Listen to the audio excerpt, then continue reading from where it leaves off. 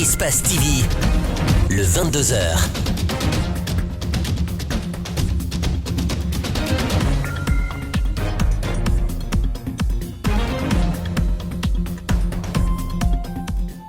Bonsoir téléspectateurs d'Espace TV, vous faites bien de nous choisir pour vous informer.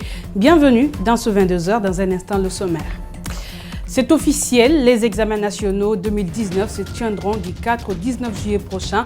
C'est ce mardi que le ministère de l'Éducation nationale et de l'alphabétisation a dévoilé ce calendrier.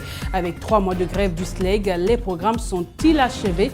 Nos équipes se sont rendues dans quelques établissements publics. Apparemment, oui, les cours de rattrapage ont porté fruit. Une rencontre sur le diagnostic du foncier et l'opérationnalisation du guichet unique à Conakry. Il en ressort que le titre foncier coûte 300 000 francs guinéens, contrairement au montant sur le terrain. Cette initiative du ministère de la Ville et de l'Aménagement du Territoire vise à faciliter la délivrance des titres fonciers en Guinée avec le guichet unique, moins de temps mis et plus d'économies sur le prix des terres. D'après des experts, il s'agit de la maladie génétique la plus répandue dans le monde, la drépanocytose. Elle touche plus de 5 millions de personnes et peut entraîner de graves conséquences. Ce mercredi, c'est la journée mondiale de la drépanocytose. Où en est la Guinée dans la lutte contre cette maladie? À suivre le reportage de Mariam Fodé-Kamara.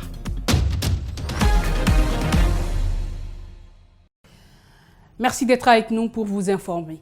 Les examens nationaux session 2019 sont programmés. Ils se dérouleront du 4 au 19 juillet sur toute l'étendue du territoire national. Mais l'on se souvient, la grève du SLEG a pesé sur le déroulement des programmes. Et c'est vrai, des cours de rattrapage ont été initiés.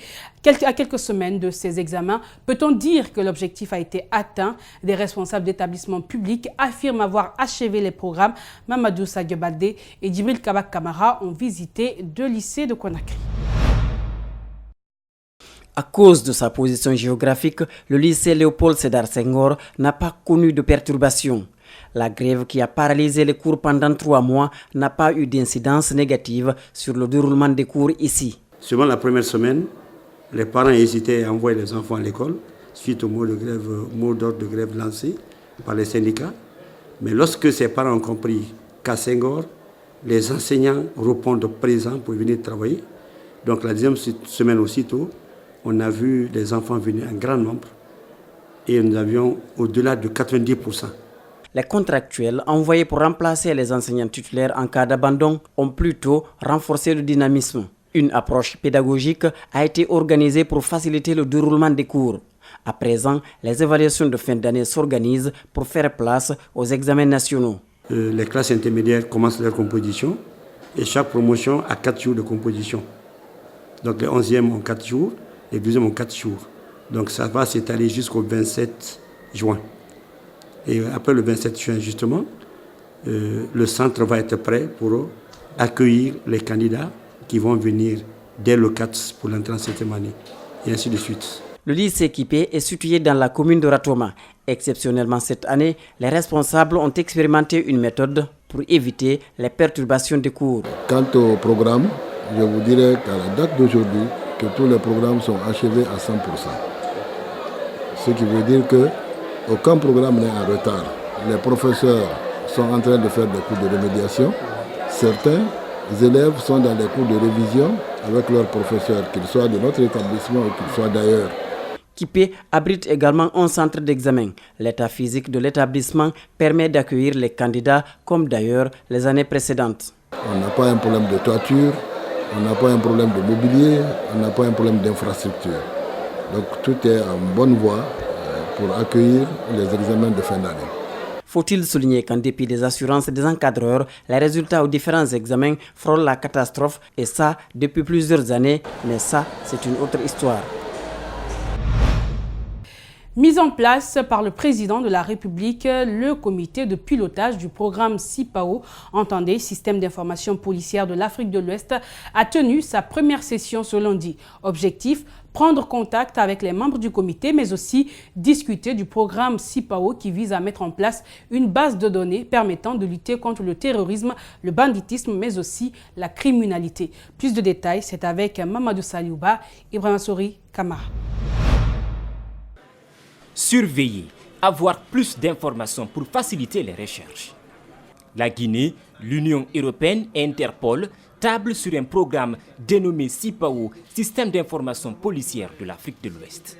L'objectif est de mettre en place une base de données à laquelle pourraient accéder tous les services chargés de l'application de la loi.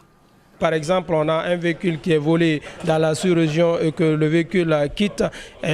S'ils alimentent leur base de données, ça veut dire qu'une fois que le véhicule rentre ici, nous pouvons appréhender le véhicule. Si aussi une personne est en conflit avec la loi, qui a un passeport volé ou qui a un antécédent criminel, il se trouve qu'il est enregistré dans cette base de données. Ça veut dire qu'une fois que cette personne-là est en contact avec nos éléments, les bases de données sont consultées. Là, on peut facilement identifier la personne et l'interpeller.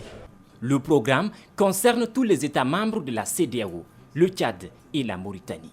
Il va permettre de tracer les terroristes, les délinquants, mais aussi les criminels où qu'ils se trouvent à travers une base de données accessible à tous les États et contenant des informations pouvant faciliter les recherches. La base de données, elle permet à des fonctionnaires de savoir rapidement si un individu est recherché au niveau national, voire régional ou international. Ou de voir si un document d'identité, un véhicule ou une arme à feu a été déclaré volé ou sont associés à une infraction. Cette base de données est aussi un outil de statistique et contiendra des informations comme les affaires pénales, les personnes soupçonnées d'avoir commis un crime ou un délit, les victimes, les témoins d'infraction ou encore les armes ou outils utilisés dans une infraction. Ce système est un modèle pilote de partenariat et d'échange d'informations qui nous permettra vraiment de mener une lutte hardie. Cette base de données, une fois créée, sera mise en lien avec les bases de données d'Interpol à travers le système de communication sécurisé. Le programme est financé par l'Union européenne. Il va promouvoir les données numérisées. Ce qui se passe sur le terrain, c'est de l'arnaque. Le titre foncier coûte officiellement 300 000 francs guinéens. Une précision donnée ce mercredi par le ministre de la Ville et de l'Aménagement du Territoire. C'était au cours de la rencontre sur le diagnostic du foncier et l'opérationnalisation du guichet unique. Un guichet unique qui va améliorer le climat des affaires, faciliter et accélérer la délivrance des titres fonciers en Guinée. Ce guichet unique permettra également la réduction des délais et du coût des terres. Alcéné Bari, Yacouba Traoré. Dans cette rencontre qui réunit acteurs de la société civile, cadres du ministère des Finances, du Budget, ministère de la Ville, de l'APIP entre autres, il sera question de plancher sur le diagnostic du foncier guinéen et l'opérationnalisation du guichet unique. Une question d'autant importante que moins de 3% des propriétaires terriens détiennent les titres fonciers. Le problème foncier représente à lui seul 80% des litiges, à en croire le ministre de la Ville. Poser ce diagnostic-là aujourd'hui nous permet d'avoir une feuille de route, nous permet en tout cas d'avoir une ligne précise. D'abord définir ce qu'il y a comme difficulté qui fait aujourd'hui que le Guinéen ne court pas vers l'obtention des documents, mais aussi quelles sont les mesures, quelles sont les possibilités que nous pouvons offrir à cette population, en tout cas à ces propriétaires terriens pour qu'ils comprennent que le gouvernement aujourd'hui non seulement veut améliorer le cadre de vie, mais aussi tient essentiellement à ce que l'ensemble des propriétaires terriens puissent venir sans difficulté à obtenir des documents. Ce guichet unique du foncier et de la construction est très important pour l'amélioration du climat des affaires. Il va permettre d'une part la facilitation des procédures pour l'acquisition des terres et d'autre part la réduction des délais et le coût des terres.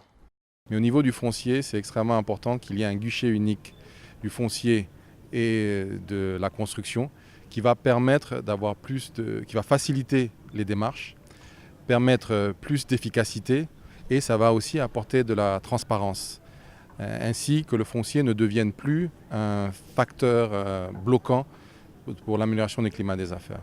En ce qui concerne l'obtention du titre foncier, le ministre rassure qu'il coûte 300 000 francs guinéens. Sur le terrain, il coûte 10 fois plus. Le ministre a son explication. 300 000 francs guinéens, c'est ça la valeur du titre au niveau de l'État. C'est ce que l'État reçoit en ce qui concerne le titre foncier. Quand vous consultez un privé pour aller vous faire des levées, c'est lui qui fixe le prix, ce n'est pas l'État. L'indicateur permis de construire dans le rapport Doing Business 2019 classe la Guinée 50e sur 169 pays. En ce qui concerne l'indicateur transfert de propriété, la Guinée occupe le 138e rang sur 190. Une progression se réjouit le département de la Ville.